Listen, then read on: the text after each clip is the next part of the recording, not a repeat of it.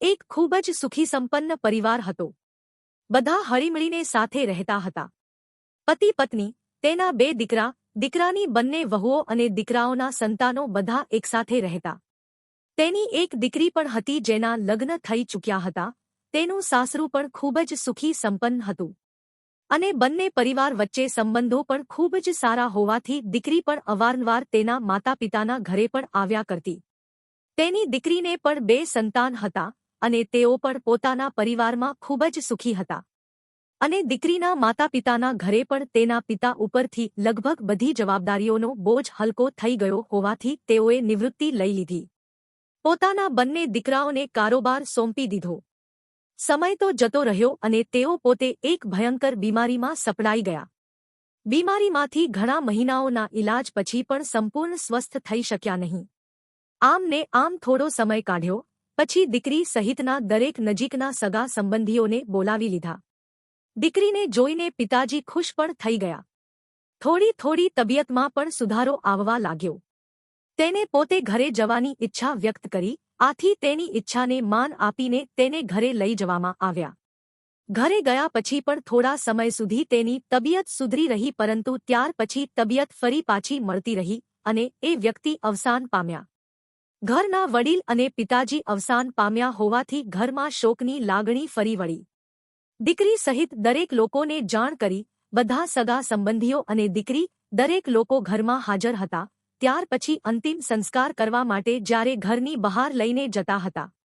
એવામાં રસ્તા ઉપરથી એક ભાઈ સામે આવે છે અને બધાને રોકીને પૂછે છે કે આ ભાઈના વારસદાર કોણ છે?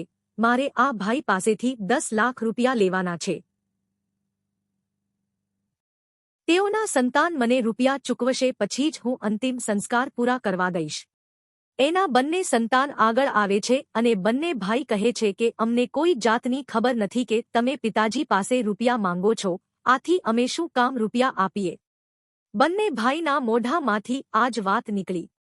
આથી પેલા ભાઈએ કહ્યું કે જ્યાં સુધી મને મારી બાકી રકમ નહીં મળે ત્યાં સુધી હું તમારા પિતાશ્રીના અંતિમ સંસ્કારને આગળ નહીં વધવા દઉં. અને ત્યાં હાજર બધા લોકોમાં આવી રીતની વાતચીત થયાને લીધે આ વાત એકબીજા દ્વારા ઘર સુધી પહોંચી ગઈ. જેવી કે વાત તેના દીકરીને ખબર પડી એવી તરત જ દીકરી ઊભી થઈને બહાર આવી અને જેણે એના પિતાજીને રૂપિયા આપેલા હતા તે ભાઈને આવીને પોતાના બધા દાગીનાઓ કાઢીને આપી દે છે અને કહે છે કે આ તમે રાખી લો અને જો હજુ પણ આમાં ખૂટતા હોય તો મારા પિતાશ્રીના અંતિમ સંસ્કાર થયા પછી હું મારું ઘર વેચીને પણ તમને તમારા રૂપિયા ચૂકવી દઈશ.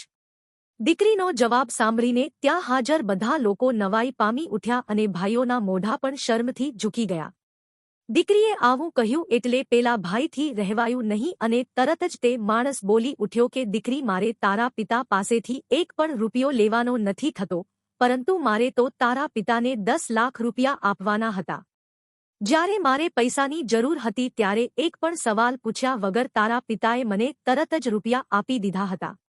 અને આ મદ્દને કારણે જ મારી જિંદગી બદલાઈ ગઈ હતી.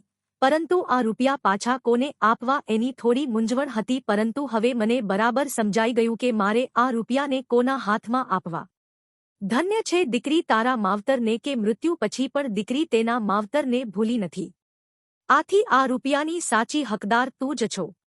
ભલે આ એક કદાચ કાલ્પનિક સ્ટોરી હશે, પરંતુ તમે ઘણી વખત જીવનમાં પણ જોયું હશે કે લગ્ન થયા પછી પણ પોતાના માતાપિતાની સંભાળ રાખવામાં એક કસર પણ દીકરી ક્યારેય છોડતી નથી.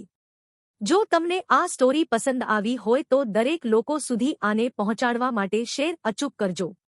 અને કોમેન્ટમાં આ સ્ટોરીને 1 થી 10ની વચ્ચે રેટિંગ જરૂરથી આપજો.